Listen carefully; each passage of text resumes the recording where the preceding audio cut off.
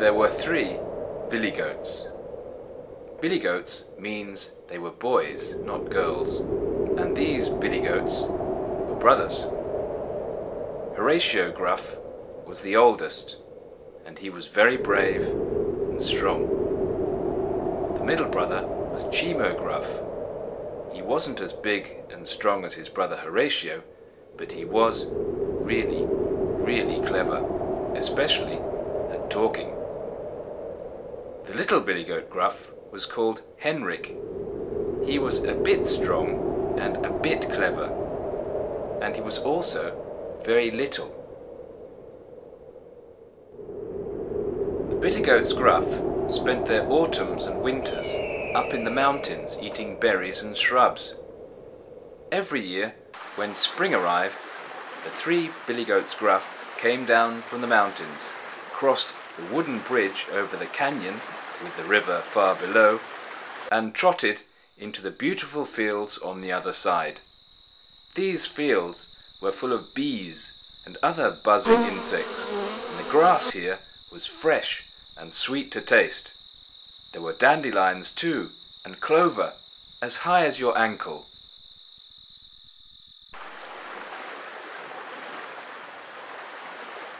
That winter, the government had made the bridge, which had always been free to cross, a toll bridge.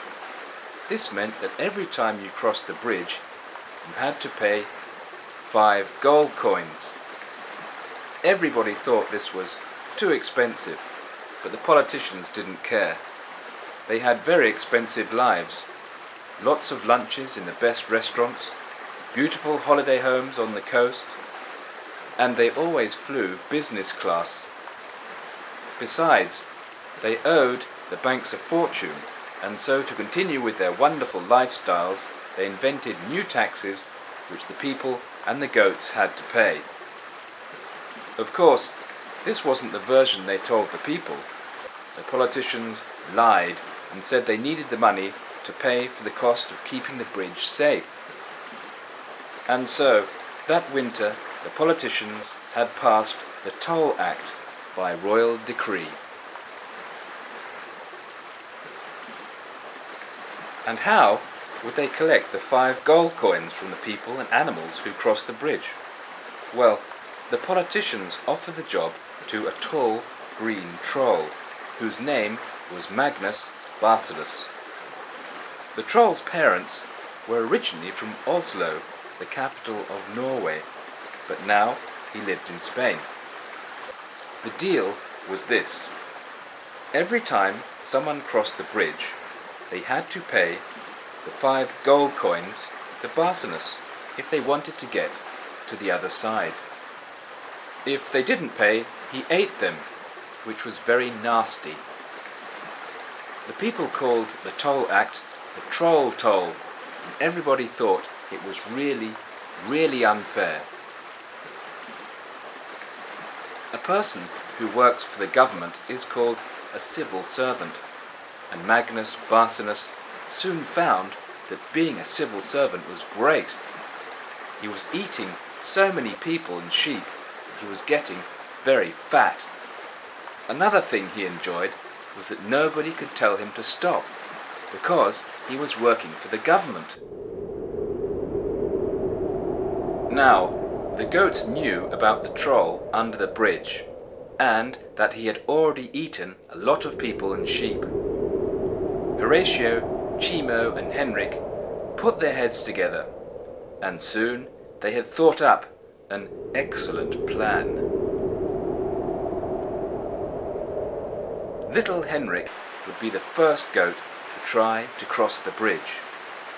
Now goats, especially mountain goats like the Gruff brothers, have sharp hooves, and they made a loud noise on the wooden bridge as little Henrik trotted onto it. Trip trap was the sound Henrik's hooves made on the wood. Before he got halfway, he heard the terrible voice of the troll. "Bah! Who's that trip-trapping over my bridge?"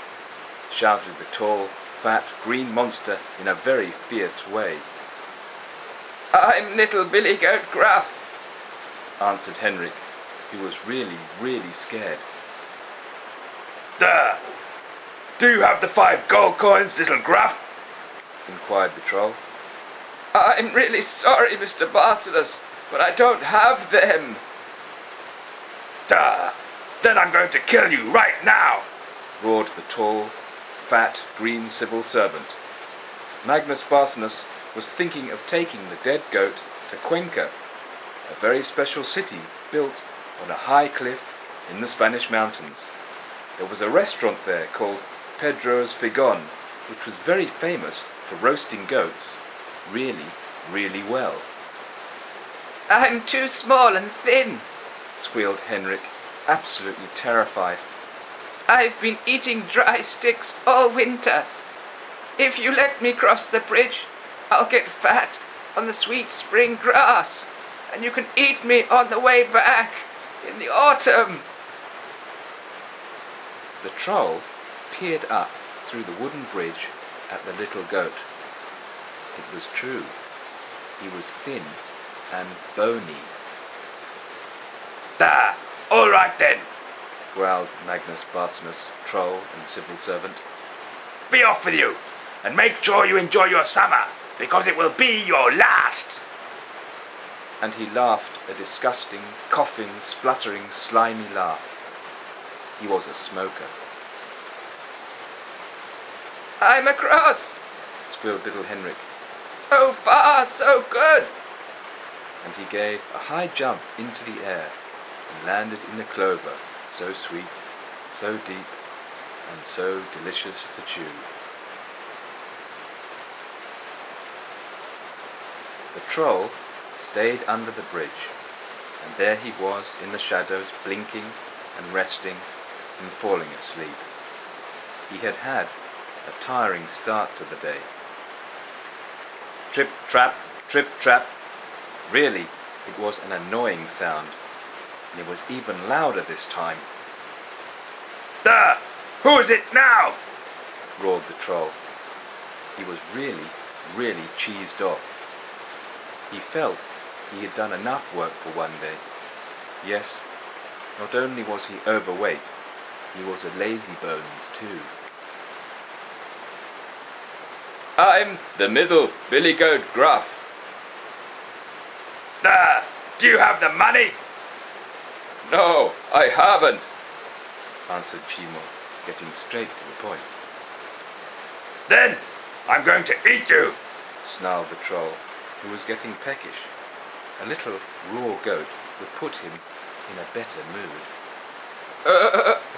Started Chimo. You've gotten very fat these days, Magnus, and you'll be off for your holidays in Ibiza soon. You should trim down a bit for the beach. This really upset Barcelos. Ibiza was full of ogres, trolls, and lots of other very rich monsters in August. There would be lots of lady trolls too. Duh! What do you mean? Asked the troll. Well, you've eaten so many people and so many sheep recently. Why don't you save me for later?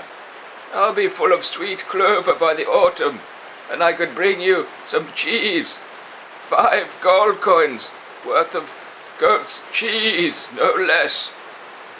Chimo hoped that the troll wouldn't realize you can't get cheese from a billy goat. You need mummy goat. There. 5 gold coins worth of goat's cheese, thought Barcelos. Is a lot of cheese. I love goat's cheese. And besides, I'm getting bored of eating people and sheep. There! Very well! Bellowed the troll. Now be off with you! Chimo trotted over the bridge and joined his brother Henrik in the fantastic field. Chimo was munching on a dandelion in the luscious field when he heard the troll shouting in the distance in a furious rage. There, you cheeky goat! You can't make cheese any more than I can!